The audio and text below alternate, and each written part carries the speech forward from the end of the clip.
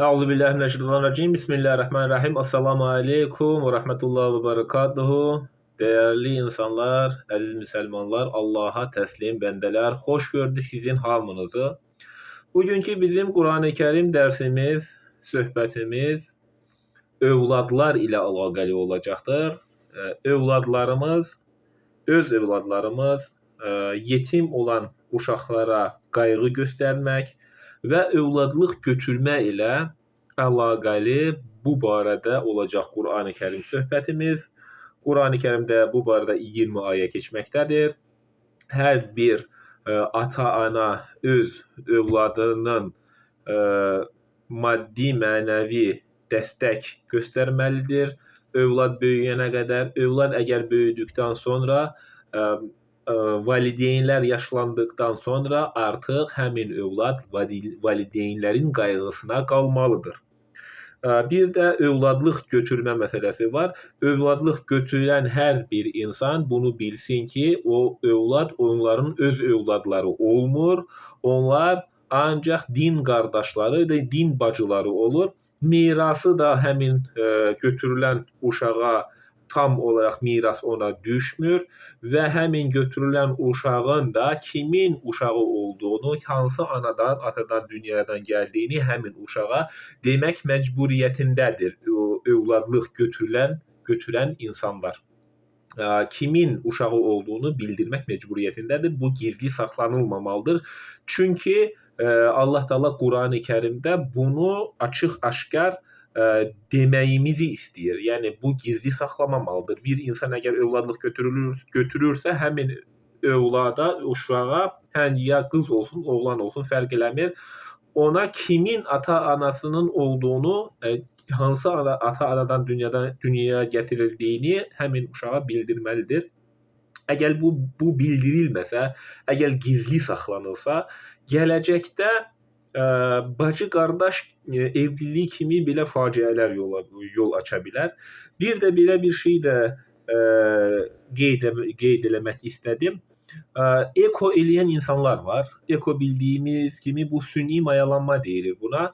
O eko eləyəndə həmin insanın, öz həyat yoldaşının və kişinin biomaterialları götürüb eləməlidir. Əgər başqa bir donordan götürülən materialdan əgər elənsə, o həmin uşaq, o haramdır. Ona yol yoxdur heç bir şəkildə və belə etdiyi halda bacı-qardaş evliliyi olduğu üçün bu yollar haramdır. Eko eləyə bilər həmin insan, ancaq özlərinin biomaterialları ilə. Başqa bir biomaterial ora əlavə eləməklə eko halal olmur. Bu haram yollardır. Buna biz riayət eləməliyik. Bu arada kanalıma abunə olaraq, bəyənmə tuşuna basaraq dəstək ola bilərsiniz. Kanalımda playlist bölməsində Quran dərsləri mövcuddur. Oradan Quran dərsləri izləyə bilərsiniz. Diqqətinizə görə minnətdarlığımı bildirirəm. İndi övlad və övladlıqlar ilə əlaqəli bir ön sözlə bugünkü dərsimizə başlayaq. Övlad hansı bir kimsənin dünyaya gətirdiyi və ya onu tərbiyəsi və ya yetişdirməsini üstünə alaraq valideynlik etdiyi kimsədir. Həmin öhdəliyi üzərinə alır. Uşaq dünyaya gətirilir. 18 yaşından sonra həm qız, qadın ərə gedə bilər, həm kişi evlənə bilər və o evlilikdən sonra dünyaya gətirən uşaq övlad olur və onlar, həmin övladlar ilə əlaqəli olacaq bugünkü mövzumuz. Hüquqi və qanuni sözləşmələrdən sonra yetkinlik yaşına çatmış 18 yaşdan yuxarı hər kəs evlənib və ya ərə gedib uşaq sahibi ola bilər. 18 yaşdan yuxarı niyə dedim? Çünki bir dəstə də mən nikah dərsi ilə əlaqəli bir mövzuda mən qeyd eləmişdim. Qur'an-ı Kərimdə evlilik yaşı rəqəmlə bildirilmir. Qur'an-ı Kərimdə Allah Teala evlənəcək olan insanları yıpratıcı bir imtihandan çətin bir imtahandan keçirməyimizi Allah Taala istəyir. Bu imtahan da hansı imtahan ola bilər? Əgər onlar öz ağılları ilə hər hansı bir işi eləməyə qabiliyyətləri varsa, onlar evlənə bilərlər. Biz bilirik ki, 12-15 yaşındakı uşaq, qız və yaxud da oğlan, onlar hər hansı dünyavi, hər hansı bir işi eləmək onlar üçün çətindir. Onların kapasitesi, ağılları hələ ki bunu qavraya bilməzlər.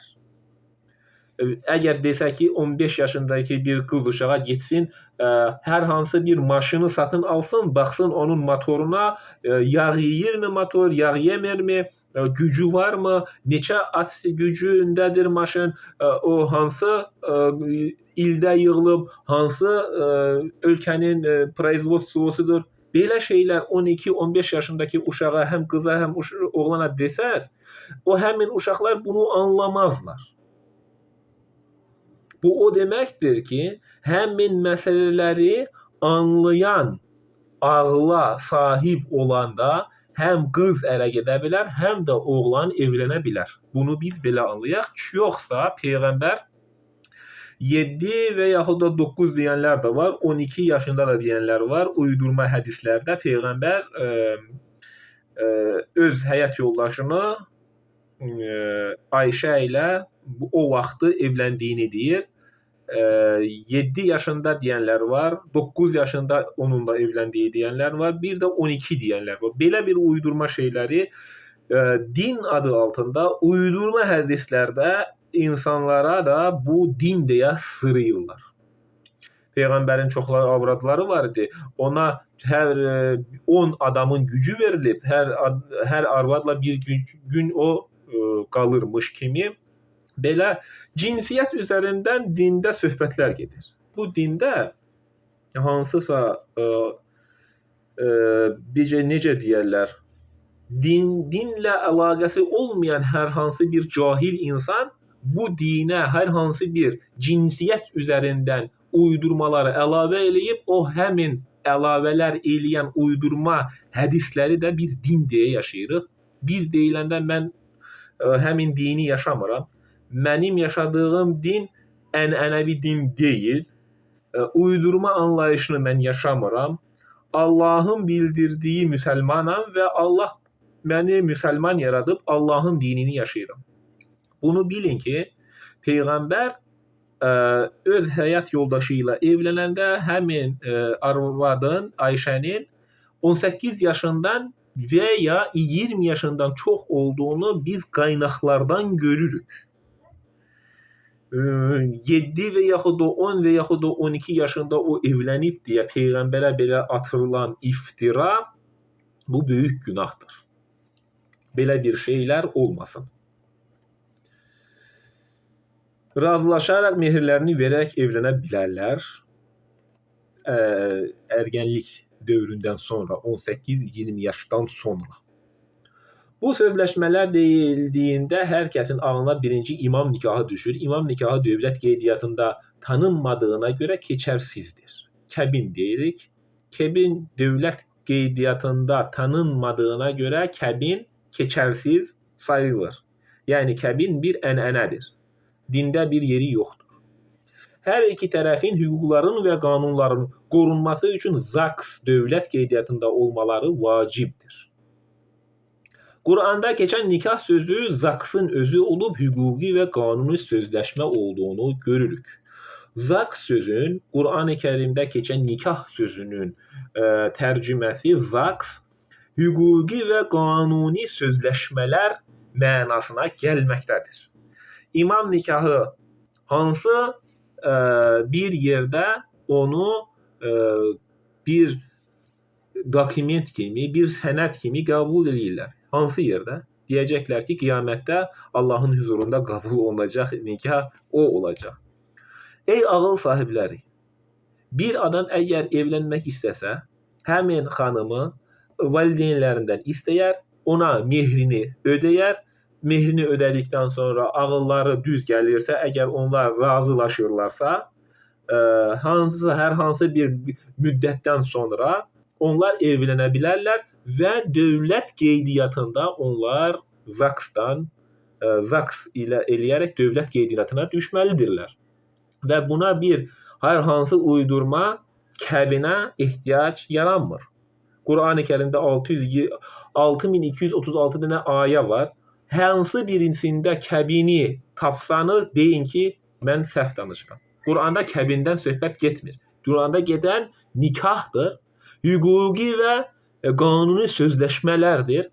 Evlənəcək xanıma veriləcək mehirdən söhbət gedir. İstədiyi şeyi verə bilərsiniz. Maşın, pul, ev, nə əlinizdə varsa ona verə bilərsiniz. İfrata çatmamaq şərti ilə çox belə rasxodlar eləmədən imkanı olan da öz imkanına baxıb mehirlərini ödəməlidir. Qur'anda keçən budur. Kəbin deyə, imam nikahı deyə bir şey Qur'an-ı Kərimdə keçmir. Bu sonradan uydurulmuş bir şeydir. Buna bir əlavə kəbinə ehtiyac yoxdur. Kəbin də biz bildik ənənədir. Adət ənənədir. Hüquqların qorunması üçün ZAKS-dır. Kəbin heç bir vaxtı heç bir insanın hüququnu qoruya bilməz. O dövlət qeydiyyatında sayılmır. O kağız üstündə yazılıb verilən bir şeydir. Amma pasportda peçat vurulanda o dövlət qeydiyyatıdır və şahidlər olur. Bütün Azərbaycanda bir adam evləndi, bütün 12 milyon əhali varsa, hamının qabağında o şahidlik eləyir ki, həmin adam evlidir və dövlət qeydiyyatındadır. Bunu biz belə anlayaq. Şahidlər, razılaşma, mehir verilməlidir və həmin kişi özünə ev tikməlidir, adiyeli o həmin həyat yoldaşı ilə yaşamalıdır. Bunu biz belə anlayaq. Yoxsa hər hansı bir əlavə kəbinə, hansısa kəbin köhnəldi, həmin köhnəlmiş kəbini təzələmək lazımdır. İmama hansısa, mollaya nə qədərsə pul verib o kəbini təzələyirlər, köhnəlmiş kəbini. Köhnəldikdən sonra əgər deyən belə uydurma bir şeylər də var. Əgər bir insan Rusiyaya gedibsə, həyat yoldaşı da Azərbaycandadırsa, bir ildən çox vaxta gedibsə, kəbini təzələmək lazımdır, update eləmək lazımdır. Elə bil ki, Windows'un 15-ci versiyasıdır, 16-cı versiya yazacaq. Belə uydurma şeyləri biz din deyə yaşayırıq. Bir də belə şey var ki, evləndikdən sonra əgər həyat yoldaşına bir kimsə desə ki, mən səni boşuyuram, boş ol deyən kimi, həmin adam sanacaq ki, mən boş olmuşam deyə. Belə uydurmaları biz din deyə yaşayırıq, əziz müsəlmanlar, dəyərli insanlar, ağıl sahibləri. Uydurmaları gərək biz Qur'an yolu ilə haqqı batildən ayırt eləyən kitabla biz gərək uydurmaları haqdan ayırt eləyək. Dinin içərisində o qədər uydurmaları yapışdırıblar ki, əlavə ediblər ki, bizə din deyə sırıyırlar ki, biz insanlar bəlkə də çox belə ixlas sahibi, çox belə yaxşı əməl sahibi insanlar da uydurmaları din hesab eləyərək məzhəblərin, firqələrin, təriqətlərin peşindən gedərək ibadətlərini zədəliyirsiniz. Etdiyiniz təqvaları zədəliyirsiniz, məhv edirsiniz. Allahla arada kimlərisə qoşub, hansısa insanlardan yardım istəyərək belə şeyləri din deyə yaşayır. Birisi deyəcək ki, mən gedəcəyəm bir hansısa ziyarətgahda bir ağac var, orada mıx vuracağım ki, həmin adamın ayaq yoluna gedə bilməyəcək. Ayaq yolunu gedən nəyini kəsəcəyəm deyir. Onun işini kəsəcəyəm, onun bəxtini bağlayacağam. Belə biz müsəlman deyiləndə Allaha təslim bir bəndə biz bilməliyik. Müsəlman deyiləndə belə uydurmaları, kahinlik, fal baxdırma, göz dəymə, Qur'anı açıb insanlara gələcəyi demə, ixtisar eləyərək, təsbihləri çevirərək gələcəyi danışma. biz müsəlmanlar bu uydurmaların içində, bataqlığın içində qalmışıq. Gözümüzü açaq və bu bataqlıqdan biz çıxaq. Nur, gözəllik, aydınlıq olan Qur'an yoluyla Allahın əmr etdiyi şəkildə biz yaşayaq. Valideynlərin övladları üzərində haqqı olduğu kimi övladların da valideynlərin üzərində haqqları vardır. Valideyn uşağı tərbiyə etməklə ona doğruları öyrətməli və gözəl şəkildə hər bir şeyi izah etməlidir. Valideynlər öz övladlarına. Uşaqların maddiyyatı, keçimi sağlaması da valideynlərin üzərinə düşür. Uşaq böyüyənə qədər. Artıq həmin uşaqlar böyüdükdən sonra, ərgənlik yaşına çatdıqdan sonra 15, 20, 30 yaşından sonra öz valideynlərin qayğısına qalmalıdırlar. Valideynlər qocalanda onlara of belə deməməlidirlər. Artıq 25-30 yaşına çatmışsınız və siz bir iş adamısınız, işləyirsiniz, qazanc edirsiniz. Artıq valideynləriniz qocalıb və sizi böyüdən, sizin qayğınızda qalan ata-ana öz yuxunuzu, şirin yuxunuzu gecə sizin üçün həsr eləyib, sizi əlində gəzdirən, sizi sakitləşdirən, gecə yuxusuz olan, beşik yanında beşik sallayan anaların heç vaxt biz o əziyyətləri unutmayaq. Həm ataların, həm də anaların. Ana atanın əziyyətini biz unutmayaq. Biz artıq böyümüşük. Qazanc eləyirik və həmin qazancımızdan maddi mənəvi öz ata-analarımıza köməklik göstərərək qayğıda qalaq və onları incitməyək. Quranda dediyi kimi onlara of belə demə. Bunu biz belə anlayaq. Hər kəs öz valideyni üçün maddi mənəvi köməklik eləməlidir, qayğı göstərməlidir və dəstəkdə olmalıdır. Çünki uşaqları böyüdəndə hər bir valideyn əziyyətlər çəkərək onları böyüdüb başa çatdırıb. Bunu hər kəs bilir. Övladlar da bunu göz önünə gətirərək valideynlərin qorumalı, valideynlər qocaldıqda onlara sahib çıxmalı və qayğısına qalmalıdır, dəstək göstərməlidir hər bir övlad öz valideynə. Bunu da unutmayaq ki, mallarınız və övladlarınız sizin üçün yalnız bir imtahan səbəbidir. Övlad götürmə ilə əlaqəli bir neçə dənə söz də deyim. Övlad götürmə məsələsinə də bir neçə nöqtədən nəzərə alaq. Birincisi, uşağın kimin nəslindən gəlmiş və hansı anadan doğmuş isə hər şeyi ilə o ailəyə, ana, ataya aiddir. Uşağı götürən valideynlər həmin uşağa gerçək ata, ana olmurlar. Onlar həmin uşağa din qardaşları olurlar. Uşağı mühafizə və yetişdirmə məqsədi ilə götürdüklərinə görə din qardaşları olurlar və mirasın da tamı o uşağa düşmür. Çünki götürülən uşağa mirasın tamı düşmür. Götürülən uşaq ortaq mirasçı ola bilməz. Götürülən uşaqlarla da yad davranmamalıdırlar. O öz övladı kimi görməli, yad davranmamalı, amma uşağa bildirməli ki, həmin uşağın gerçək ana ataları da həmin uşağa bildirməlidir. Hətta o uşaqları gerçək ata-ananın adı ilə çağırmaları da daha məqsədə uyğundur. Çünki bu məsələlər gizli qalmamalıdır. Allah Teala bunları gizli saxlamamağımızı istəyir. Hər bir uşaq öz ata-ana götürülən hər bir uşaq öz ata-anasının, gerçək ata-anasının kimliyini bilməlidir. Onlar həmin uşağı yalnız qorumaq və böyütmək məqsədi ilə götürməli və həqiqi valideynlərin özlərinin olmadığını deməli və həqiqi valideynlərin kim olduğunu uşağa bildirmək məcburiyyətindədirlər. Bu gizli saxlanılsa gələcəkdə səhvən bacı-qardaş evlənmə kimi faciələri yol aça bilər. Bayaq dediyim kimi eko məsələsində də diqqətli olmalıdır insanlar. Bəzi insanlar bilirəm, Rusiyada çox olur belə şeylər. Azərbaycanda bilmirəm bir o qədər olurmu. Həmin xanım gedir dövlət xəstəxanasına və yaxud da özəl klinikaya və sünni yolla hamilə qalır. Başqa bir bilinməyən bir insanın biomaterialı ilə. Bu haram yollardır. Belə bir uşaq dünyaya getirmə metodu haramdır.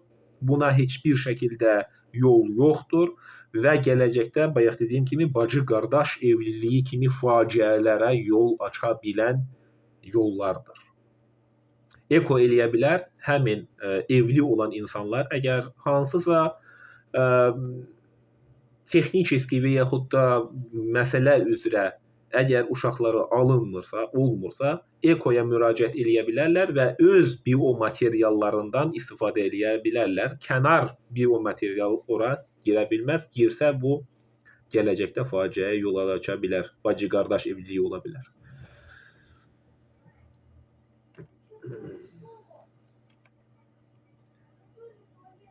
Eko yalnız özlərinin biomateriallarından istifadə edə bilərlər. Başqa materialdan icazə yoxdur. Nəticə etibarilə övladlıq alınan uşaq yetişdirilməli, oxudulmalı, tərbiyə və təhsil verməli, uşağa həyatı qazandırılmalı.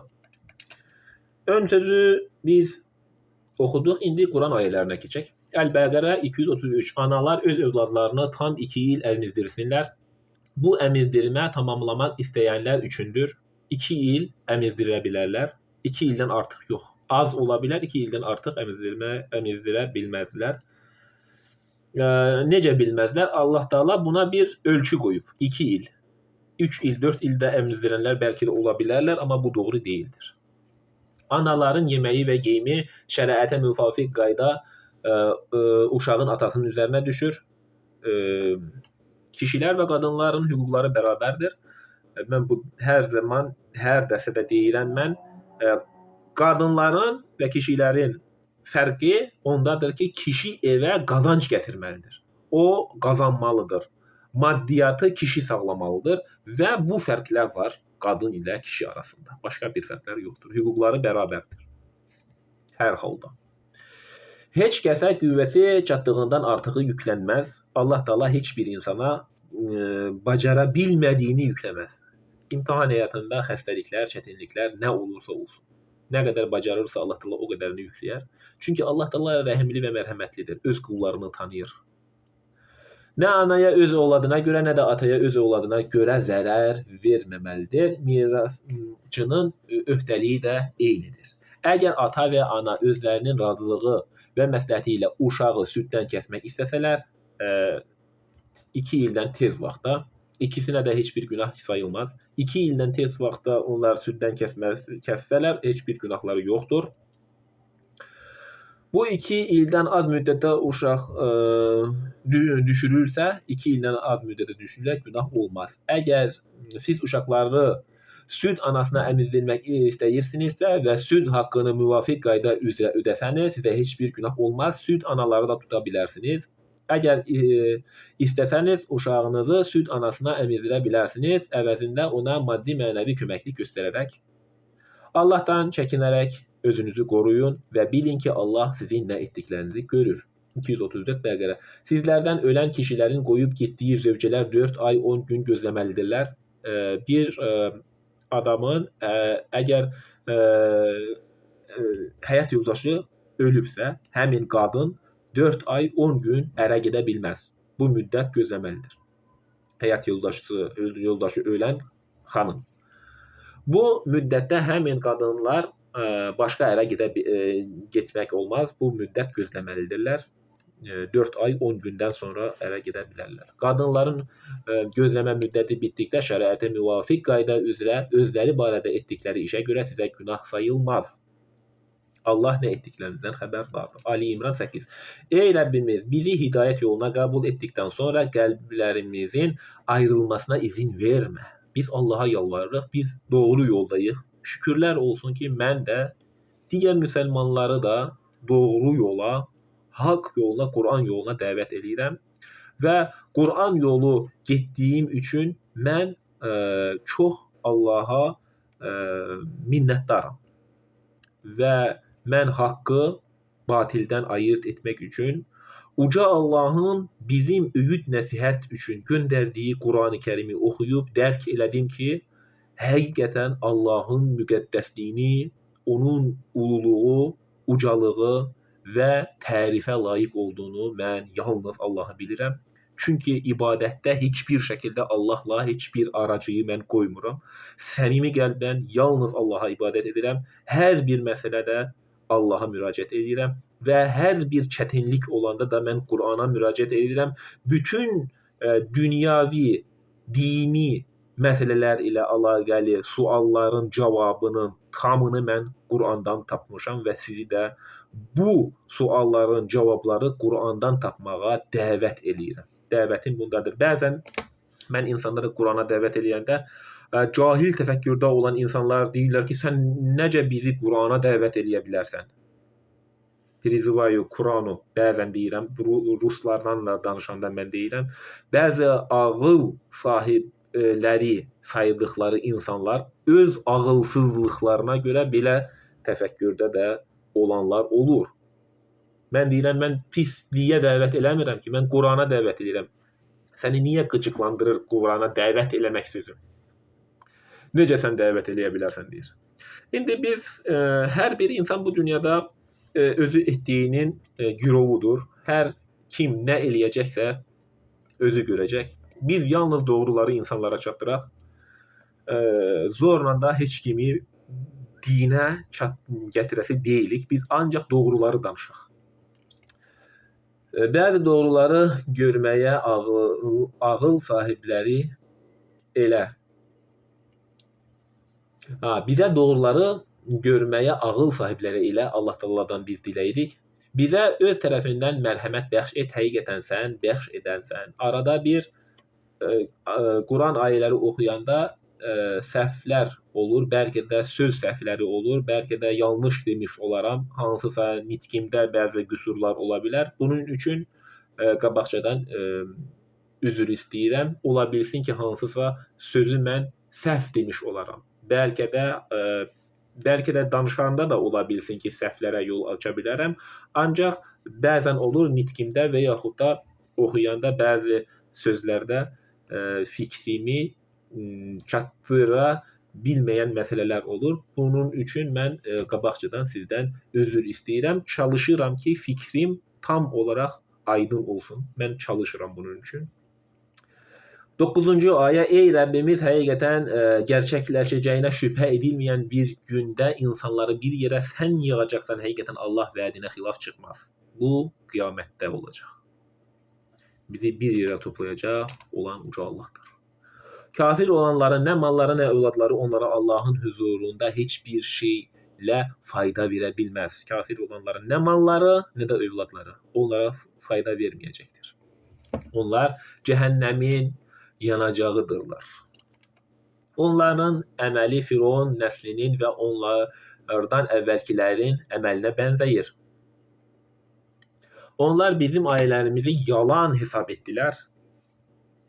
Allah da onları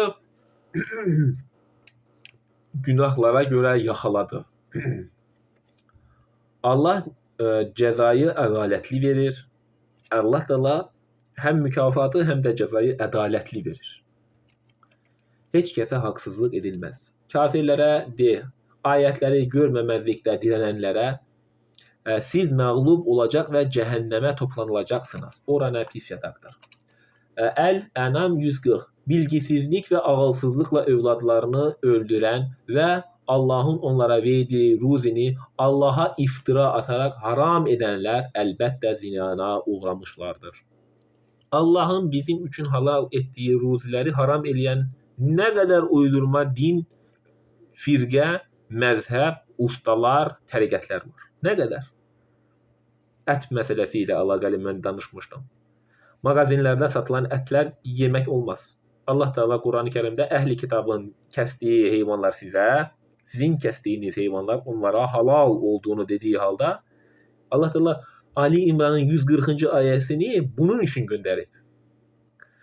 Allahın onlara verdiyi ruzini Allaha iftira ataraq haram edənlər. Allah'ın haram etdiyi şeyləri haram edənlərə deyir, müraciət eləyir Allah Taala. Əlbəttə ziyana uğramışlardır həmin insanlar. 99% məzhəb və firqələr, cəmaatlar, insanlar belə özlərinin hansısa dinin nümayəndəsini, İslam dinin hansısa insanların nümayəndələri, hansısa məzhəbin nümayəndələri hesab edən insanlar.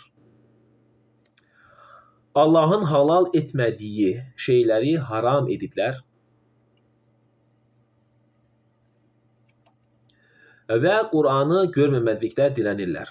Allahın halal etdiyi şeyləri haram ediblər. Allah Taala bəzi şeyləri halal eləyib, amma məzhəb və firqəçilər deyirlər ki, bu haramdır. Bunu tısbağa yeyə bilməzsən, haramdır. Kirpini yeyə bilməzsən, dəvə quşunu yeyə bilməzsən. Sən hardan çıxarırsan bu uydurmaları? İstəyən insan ayı yeyər, istəyən də ilan yeyər. Bu nə qədər haramlar ortalıqda dolaşmaqdadır? Bu Allaha iftira ataraq siz haram eləyirsiniz. Allahın halal elədiyi şeyləri siz haram eləyirsiniz. Allah Taala bunun üçün Əl-Ənam 140-cı ayədə bu insanlara istinadən belə deyir. Onlar yoldan çıxmışlardır. Doğru yola gələcək də deyirlər. Onlar artıq yoldan çıxmışlar. Kim Allaha iftira edərək Allahın halal etdiyi şeyi haram eləyirsə, onlar artıq yoldan çıxmışlardır. Doğru yola da gələn deyirlər. Çünki mənfəətlərinə əl vermir. Məkkəli müşriklərin qız uşaqlarını diri-diri gömdüklərini, qız uşaqlarını öldüklərini biz qaynaqlardan da görürük. Bilgisizlik və ağılsızlıqlar üzərindən övladları öldürmə Allah Taala deyir. Və Məkkəli müşriklərin belə etdiyini biz rəvayətlərdən görürük. Onlar, Məkkəli müşriklər, onlar bütlərə sitayiş eləyən insanlardır. Bütlər vasitəsilə Allaha yaxınlıq eləyən insanlar idi. Onlar bilirdilər, büt Allah deyil. Büt Allah ilə aracı idi. Necə ki, indiki insanlar müridi, şeyxi, ölmüşləri, ziyarət əhilləri Allah ilə arana qoyaraq onların sayəndə istəyirlər. Bu bütpərəstlikdir. Bu da onlarda Məkkəli bütpərəstliklər, Məkkəli müşriklər də o bütpərəstlik eləyən insanlar günümüzdəki müsəlmanların da vəziyyəti həmindir. İstəyirsə o həmin büt olsun arada qoyduqları, istəyirsə də sizin müridiniz olsun. Əgər Allah ilə arada qoyursunuz, həmin bütpərəstlik eləyirsiniz. Eləməyənlər də var, amma eləyirsiniz. Eləyənlər çoxdur. Məkkəli müşriklər qız uşaqlarını diri-diri bastırırdılar və öldürürdülər. Ərəb idilər. Bəzi insanlar deyəcək ki, ərəb dili müqəddəsdir. Necə müqəddəs deyəcəklər ki, ərəblərin özləri, həmin ərəb müşriklərin özləri Peyğəmbərə qəsd eləyib onu öldürməyə çalışıblar. Onu öldürməyə istəyiblər. Peyğəmbər hicrət eləyib Məkkədən Mədinəyə. O çətinliklər çəkib. Ərəblər, ərəb dilində danışan insanlar, sizin o ağlayaraq oxuduğunuz o Quran necə ərəb dilində oxuyursunuz? Həmin dildə danışan insanlar Peyğəmbərə qəsd eləyərək onu öldürmək istəyiblər. Bu dünyada bütün dillər eynidir. Dil, danışan dil. Dinlər demirəm, din bir dənədir. O da tövhid, haqq dini olan İslam, başqa dinlər yoxdur. Bütün danışılan dillər eynidir. Heç bir dilin bir digər dildən üstün və ya aşağı cəhəti yoxdur. Ərəb dili də Azərbaycan, Avar, Rus, Türk. Bu hamısı Allahın dilləridir. Biz danışırıq, bunun sahibi Allahdır.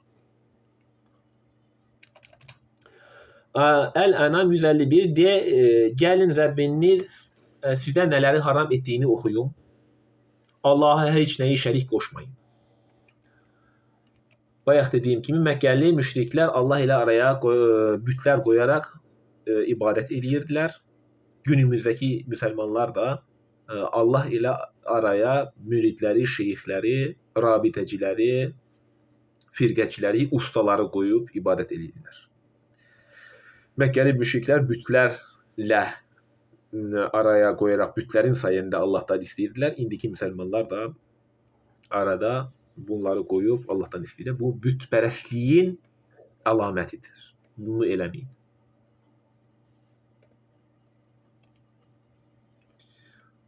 Sonra harda qalmışdıq? Allah ile araya koyulan ne varsa o insanı şirke, bütperestliğe aparır. Ve bu şekilde ettiğiniz bütün ibadetleriniz siliner, yok olar, batil olar. Bütün ibadetleriniz puç olar. Bunu eləməyin. İbadətlərinizi puç eləməyin. İbadətlərinizi zədələməyin, belə edin. Allaha yönəlin və yalnız ondan diləyin və yalnız Allaha qul olun. Valideynlərə yaxşılıq edin və yoxsulluq ucbatından uşaqlarınızı öldürməyin. Sizin də, onların da ruzisi Allah verir. Murdar əməllərin, zinanın aşkarına da, gizlisinə də yaxınlaşmayın heç bir şəkildə. Zinanın 4 şahidi olmalıdır. Zina edən kişi və qadının əgər onların zina etdiyini əgər bilinsə onlara 100 qamçı vurulmalıdır. Öldürmə ilə əlaqəli heç bir şey yoxdur. Quranda rəcm keçmir. Öldürmə ilə əlaqəli heç bir ayə Quranda keçmir. Ancaq rəcm dedim, yenə səhv demişdim. Səhv deyirdim. Quranda rəcm yoxdur. Quranda keçən 100 qamçı onların bədən üzvlərinə vurmalıdırlar. Yara almayacaq şəkildə.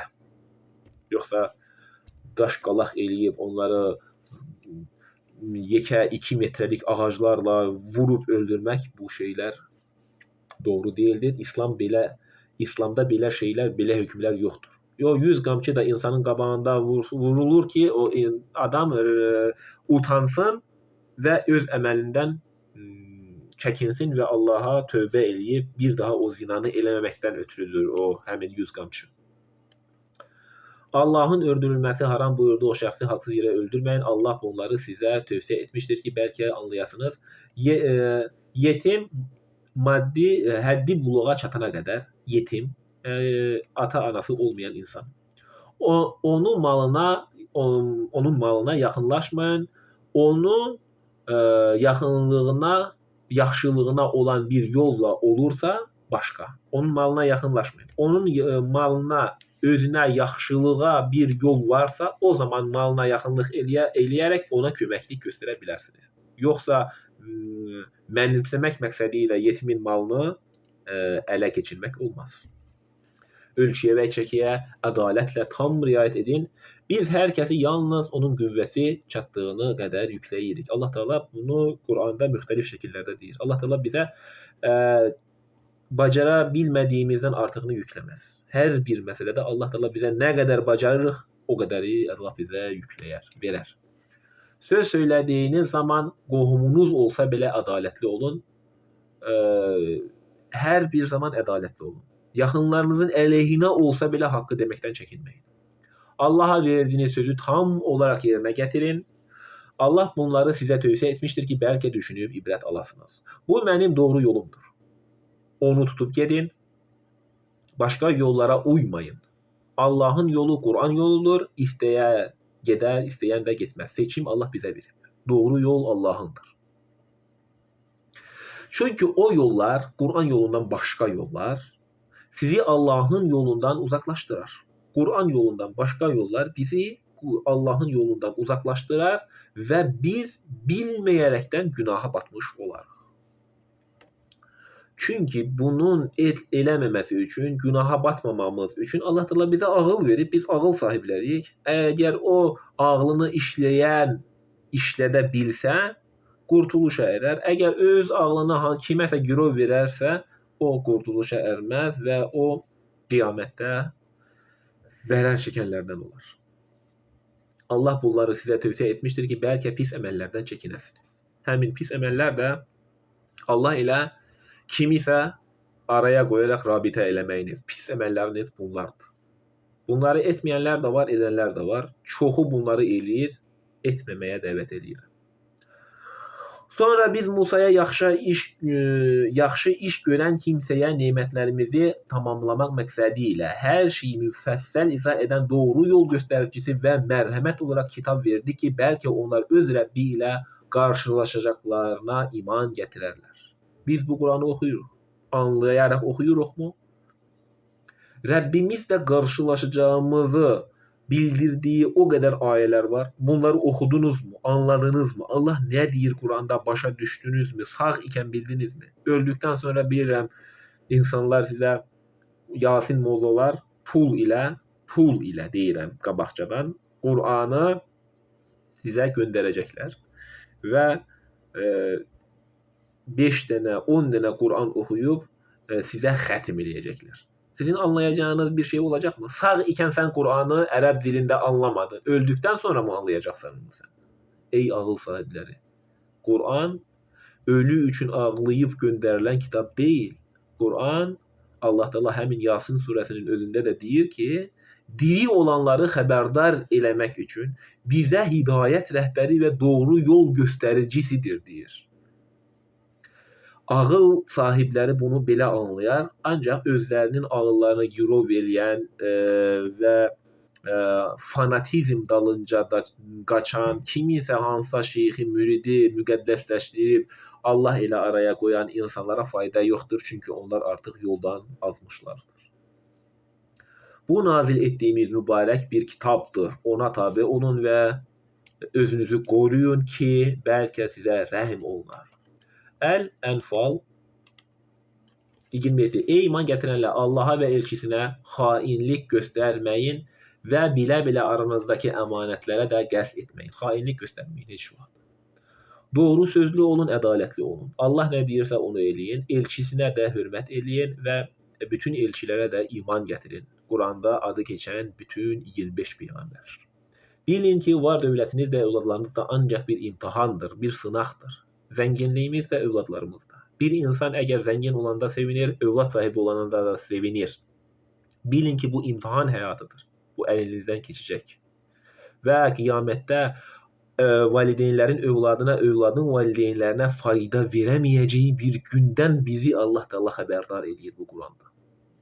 Ki biz hazır olaq, ölümə hazır olaq, Allah ilə buluşmaya hazır olaq, qiyamətə hazır olaq, özümüzü maarifləndirək, Qur'anla özümüzü qidalandıraq. Qur'an bizim qəlbimizin, mənəviyyatımızın qidasıdır. O qidanı biz hər zaman alaq Qur'andan. Böyük mükafat isə Allah yanındadır. Ey iman gətirənlər, əgər Allahdan çəkinərək özünüzü qorusanız, o sizə haqla nahaqı ayır etmə bacarığı verər.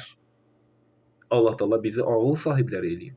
Bizə bu bacarığı verib. Ancaq bu bacarığı istifadə eləyən və etməyənlər var. Günahlarınızdan keçər və sizi bağışlayar. Allah böyük lütf sahibidir. Bir zaman o kafirlər səni durdurmaq, öldürmək və yurdundan qovmaq üçün sənə qarşı tələ qururdular. Onlar hilə işlətdilər. Allah da onların hiləsini bildi. Allah öz işini ən yaxşı biləndir. Bəzi tərcümə səhvlərində burada deyilir ki, səhv tərcüməsində onlar hilə qurdular, Allah da onlara hilə qurdu, Allah hilə quranların ən yaxşısıdır deyə tərcümə olub. Allah niyə hilə qursun ki? Onun doğru tərcüməsi biz görürük ki, Quran-ı Kərimdə bu Əl-Ənfal surəsinin 30-cu ayəsində bir zaman o kafirlər səni durdurmaq, öldürmək və ya yurdundan qovmaq üçün sənə qarşı tələ qururdular. Həmin kafirlər tələ qururdular Peyğəmbərə qarşı. Onlar hilə işlətdilər. Hilə işlətdilər. Allah da onların hiləsini bildi. Onların işlətdiyi hiləsini Allah Teala конечно biləcək. Öz bəndəsinin hiləsini bilməzmi Allah Teala? Onlar, Allah öz işini ən yaxşı biləndir. Bunun doğru olan tərcüməsi budur. Tərcümələr arasında müxtəlif səhvlər var. Sözsüz ki, bu tərcümələrdə səhvlər olduğunu mən deyirəm. Ancaq çalışın doğru tərcümələr də var. Mən Azərbaycan dilində olan tərcümələrdə həm türk, həm rus dillərində olan tərcümələri qiyaslayıb, ortaq bir nöqtəyə gətirib, doğru olanı mən çalışıram seçim. Və həmin doğru tərcümələri də mən sizlə bölüşürəm. Əl-İsra 31. Yoxsulluq qorxusundan uşaqlarınızı öldürməyin. Axı onların da sizin də ruzisini Allah verir. Onları öldürmək həqiqətən də böyük günahdır. Əl-Kəhf 45. Onlara dünya həyatını misal çək. Bu dünya həyatı göydən göndərdiyimiz yağışa oxşayar. göydən göndərdiyi suya, yağışa oxşayar bu dünya.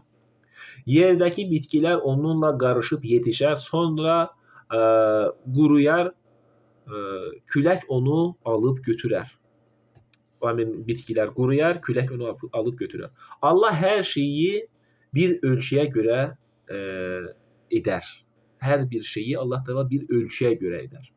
Var dövlət və övladlar dünya həyatının bərbəzəyidir. Keçici zövqüdür deyək. Var dövlət də, övladlar da. Keçici bir həvəsdir bu. Əbədi qalan yaxşı əməllər isə Rəbbinin yanında savab və ümid baxımından daha xeyirlidir. O gün dağları hərəkətə gətirəcəyik. O vaxt yerin dümdüz, bitkisiz olduğunu görəcəksən. Qiyamətdə dağlar hərəkətə gedəcək və yer üzərində heç bir dənə canlı bir şey qalmayacaq, heç bir bitki də olmayacaq. Biz hamını bir yerə toplayacağıq, onlardan heç birini kənara buraxmayacağıq. Allah Teala bütün insanları bir yerə toplayacaq. Öldükdən sonra qiyamətdə bu dünyada biz yenidən diriləcəyik. İnsanlar Rəbbinin huzurunda sıralarla duracaqlar. Onlar deyilir ki, huzurumuza sizi ilk dəfə, onlara deyilir, huzurumuza sizi ilk dəfə yaratdığımız kimi tək-tək gəldiniz. Əslində sizin üçün toplama yeri və zamanı müəyyən etməyəcəyimizi mi sanmışdınız? Allah Teala qiyamətdə bizə belə buyuracaq. İlk dəfə bizi yaratdığı kimi biz Allahın huzuruna tək-tək çıxasıyıq və əslində sizin üçün toplama yeri və zamanı müəyyən etməyəcəyimizi mi sanırdınız? Bəzi insanlar o dünya ölənə qədər anlamayan insanlar var.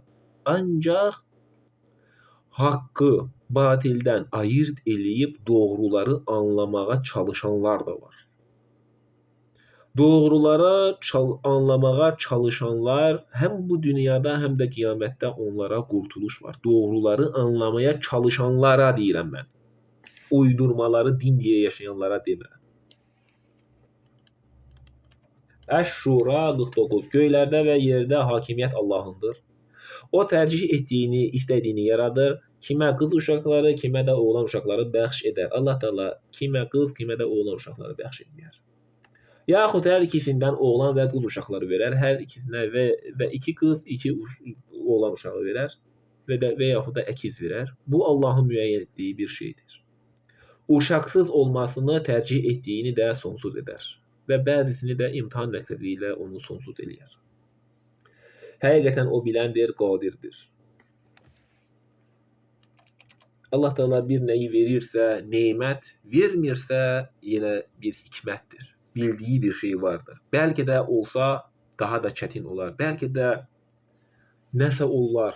Bizim bilmədiyimiz bir şey olar ki, biz bu dünyada çox şeylər istəyə bilərik Allahdan. Zənginliyimiz, övladlarımız, sağlamlığımız, hər bir şeyi biz Allahdan olduqca çox istəyə bilərik. Çünki biz insan çox istəyəndir. Tamah eləyir bu dünyada olan zənginliyə, övladlara, hər bir şey insanın tamahı var və insan bu şeyləri çox istədiyinə görə Allah Teala bildirir ki, zənginliyiniz və övladlarınız da imtahan məqsədi ilə verdiyimiz bərbəzəkdir. Keçici bir zövqdür. Axirət isə əbədi bizim üçün olacaq yurdumuzdur. Biz çalışaq. O övlad uşaqlara sahib ola bilərsiniz. Bu o demək deyil ki, siz övlad uşaqlara sahib olmayın və yaxud da zəngin olmayın. Bu məqsədlə demirəm mən bunu. Allah Teala da bu məqsədlə demir.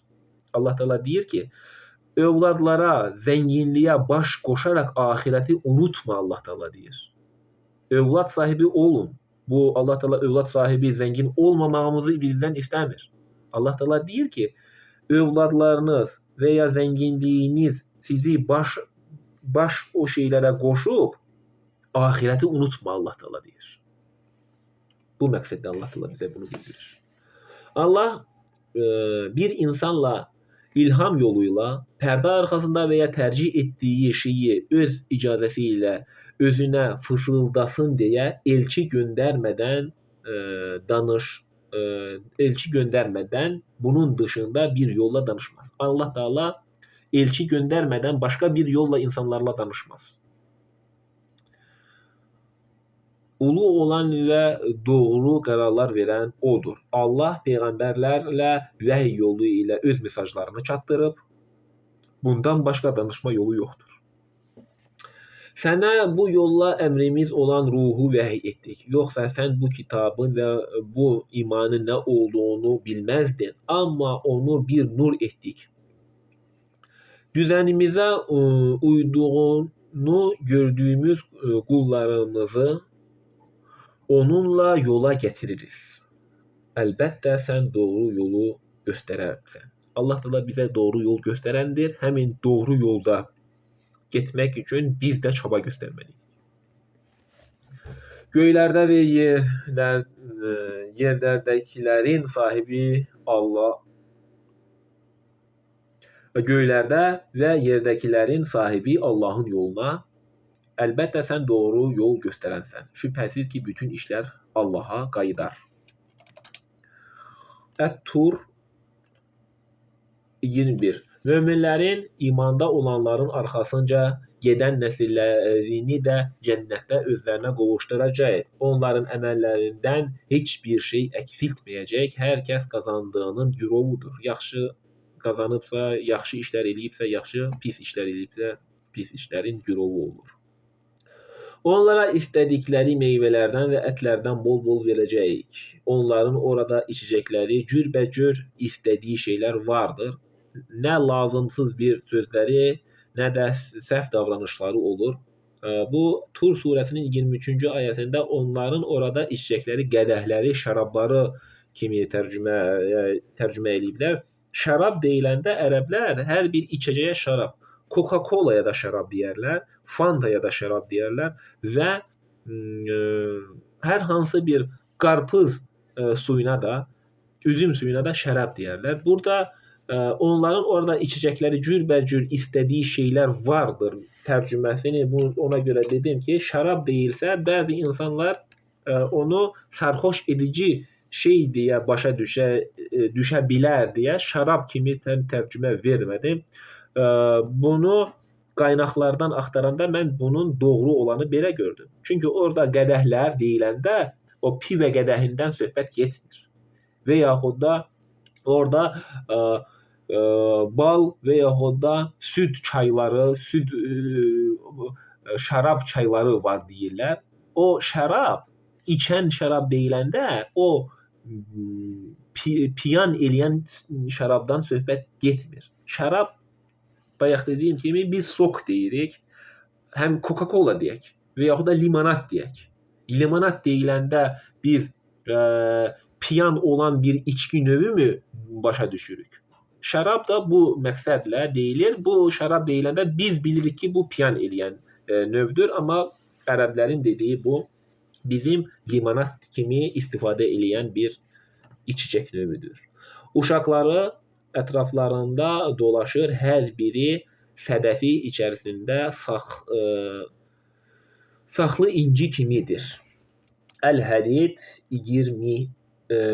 Bilin ki, dünya həyatı oyun və əyləncə, bəzək-düzək bir-birinizin yanında öyünmək, var dövləti və oğul uşağı çoxaltmaq istəyindən ibarətdir. Bu istəklər olanlar var, bunlardan ibarət olduğunu deyənlər də var. Bu həyat elə bir yağışa bənzəyir ki, ondan əmələ gələn bitki əkinçiləri heyran edir. Sonra o quruyur və sən onun sarı olduğunu görürsən. Sonra isə o kör-çöpə dönər. Kimisini axirətdə şiddətli azab, kimisini də Allahdan bağışlanma və razılıq gözləyir. Dünya həyatı isə aldadıcı ləzzətdən başqa bir şey deyildir. Bunu Allah Teala bilir. Bu o demək deyil ki, bu dünya həyatı aldadıcı ləzzətdən başqa bir şey deyildir. Mən əlləri qaldırdım, mən heç nə eləmirəm. Bu mənada demir. Allah Taala bizi qəflət yuxusundan uyandırır. Və belə bir söylənti var, fil qulağında yatma deyə. Allah Taala bizi qəflət yuxusundan uyandırır ki, zənginliklər və oğul, uşaq, övladlarla başımızı qarışıb biz axirəti unutmayaq. Allah Taala bizi qəflət yuxusundan uyandırır ki, siz hər zaman oyaq olun və ölüm hər an gələ bilər sizə. Zənginlik və yaxud da oğul uşaqlarla çoxlu övladlara biz sahibik və onun içərisində biz baş qarışıb qalır, axirətə, təqvaya, tövhidə heç bir şey hazırlamamışıq. Allah Taala bizi bu yol ilə xəbərdar eləyir ki, hazır olun. O ölüm qəflətən gələcək sizə. Qalalarda, yüksək qalalarda yaşasanız belə, gedib o Dubayda olan o buludlara çatır onların düzəltdiyi o bina. O binada yaşasanız belə, seyfdə qalsanız belə, kassada yaşasanız belə ölüm sizi haqlayacaq. Və ölümə hazır olun. Allah Taala bizi dünya zənginlikləri və oğul uşaqları ilə başımızı qatışıb onlara hər bir şeyi həsr eləyib axirəti unutsaq, biz ziyana uğrayanlardan olarıq. Bunları da eləyin, qazancı da eləyin. Oğul uşağı da dünyaya gətirin, ancaq axirəti unutmayın. Axirət üçün hazırlayın, çaba göstərin, əziyyət çəkin, zəhmət çəkin. Allah rızası üçün hər bir işə, hər bir çətinliyə dözün və axirəti də bu dünyada qazanın. Allah rızası üçün yaxşı işlər eləyin. Allah rızası üçün yaxşı işləri gizli eləyin. İnsanları sevindirin, gözəl sözlər danışın. Can deyib can eşidin. Əl-Münafiqun 9. Ey iman gətirənlər, nə mallarınız, nə də övladlarınız sizi Allahın zikrindən, Qur'anı öz dilinizdə anlamaqdan yayındırmasın.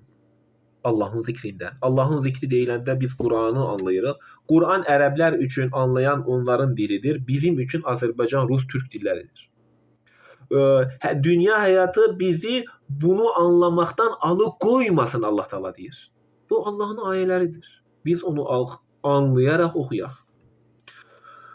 Bunu edənlər ziyana uğrayanlardır. Əgər siz Qur'anı anlayan dilində oxumasanız, ziyana uğrayarsınız və itirərsiniz. Anlayaraq oxusanız, qazanarsınız.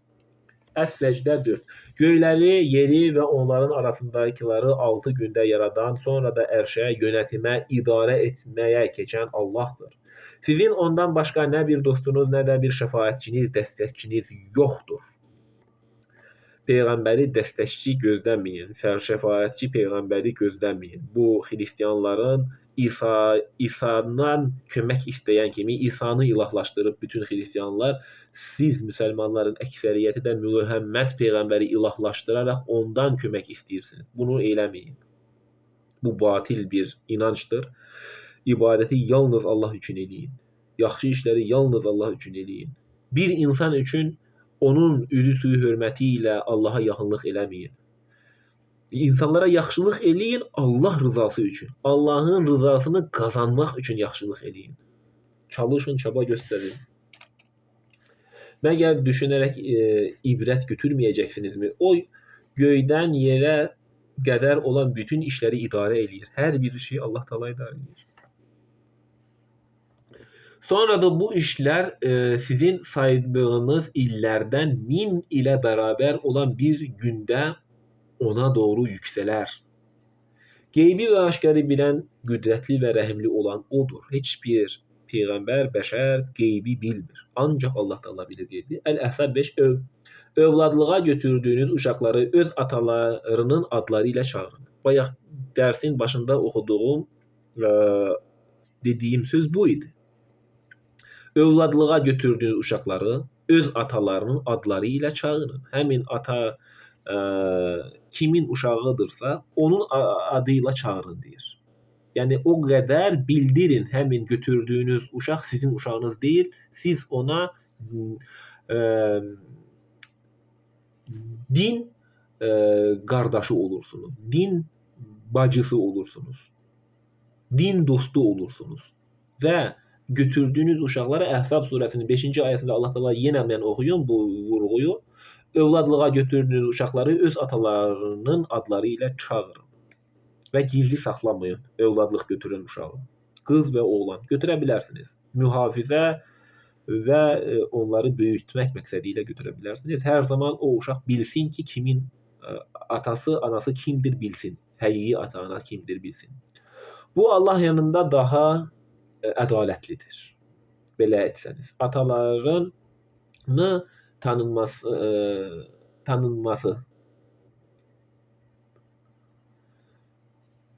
Atalarını tanımasanız onlar sizin din qardaşlarınız və yaxınlarınızdır. Əgər atalarınızı tanımasanız, bilməsəniz, kimin uşağı olduğunu bilməsəniz, onlar sizin din qardaşlarınızdır. Səhvən etdiyiniz əməllərdə sizə heç bir günah yoxdur. Səhvən bəlkə də siz Allah ilə araya rabitəçilər eləmiş olarsınız. Bəlkə də bugün mənim dərsimi dinləyənlər ola bilər.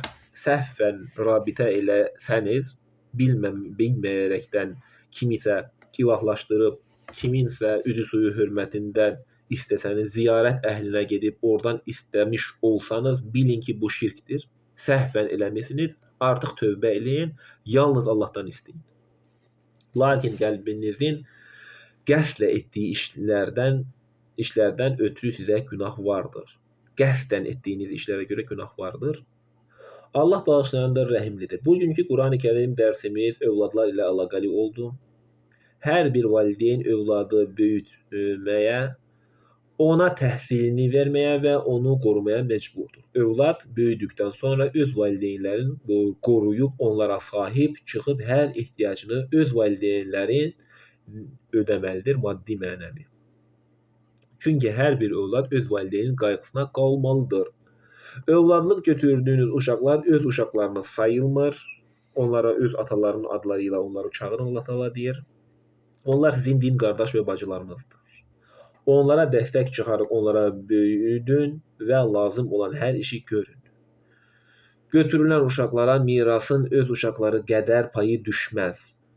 Ancaq hər halda ədalətli olmaq vacibdir. Hər bir halda ədalətli olaq. Bu dini doğru yaşananlardan və doğruları insanlara çatdıran gözəl əxlaq sahibi, Allaha təslim bəndələr olaq və hər zaman, hər vaxt Quran yolu, dini anlamaqdan ötürü hər zaman zikrə, Furqana, Qurana müraciət edin. Və sizin bilmək istədiyiniz, anlamaq istədiyiniz hansı suallar varsa, bütün suallara Allah Teala cavabını Qurani-Kərimdə verir. Və biz yetər ki, Qur'anı anlayan dilində, öz dilimizdə, Azərbaycan, Rus, Türk, Ərəb, Özbək dilində biz onu oxuyaq.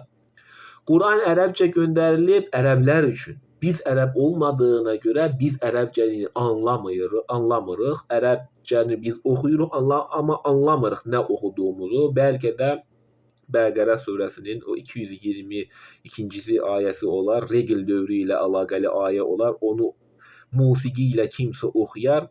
Görəsən ki, kimsə yanında oturub ağlayır. Amma regl dövrü ilə, qadınların regl dövrü ilə əlaqəli ayə oxuyar. Sən niyə ağlayırsan ki? Deyir ki, Quran oxuyur da, toxundu Quran oxuma. Allah Teala orada regl ilə əlaqəli ayə bizə göndərib. Nə var ki, orada ağlayacaq? Əziz müsəlmanlar, dəyərli insanlar. Quran musiqi kitabı deyil. Quran ölüyə oxuyan kitab da deyil. Quranı açıb onu kiminsə gələcəyi danışan kitab da deyil. Quran and içən, yemin edən kitab da deyil. Quran hər hansı konferansı başlayaraq musiqi ilə oxuyan kitab da deyil. Bizim həyat tərzimiz, bizim yaşayışımız, bizim insan olmağımız yol göstərən navigatordur, o yol göstərən kitabdır. Bizi qurtuluşa çağıran, hər bir bəşəri, hər bir insanı insan eləyən kitabdır o. Allahın ayələri, Allahın kəlamı, Allahın sözləri var orada. Anlayaraq, oxuyaraq, onu həyata keçirərək insanlara çatdıran səmimi, gözəl əxlaq sahibi bəndələr olaq. Söhbətimi dinlədiyinizə görə minnətdarlığımı bildirirəm. Sağ olun, var olun.